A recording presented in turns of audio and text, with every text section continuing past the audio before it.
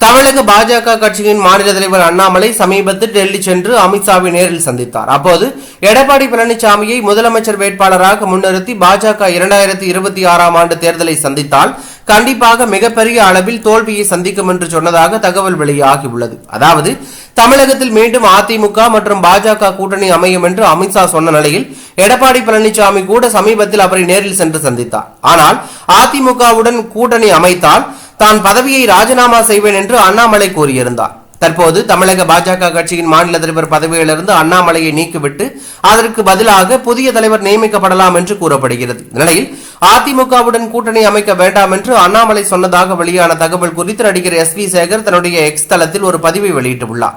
அதில் ஒரு கவுன்சிலர் கூட ஆக துப்பில்லாத ஒருவர் முதலமைச்சரா, 1.5 கோடி உறுப்பினர்கள் உள்ள கட்சியையும் எடப்பாடி பழனிசாமியையும் அண்ணாமலை கணிக்கிறாராம். அண்ணாமலை இருக்கும் வரை ட்ரம்ப் மற்றும் புட்டின் வந்தால் கூட ரிசல்ட் 0 தான்.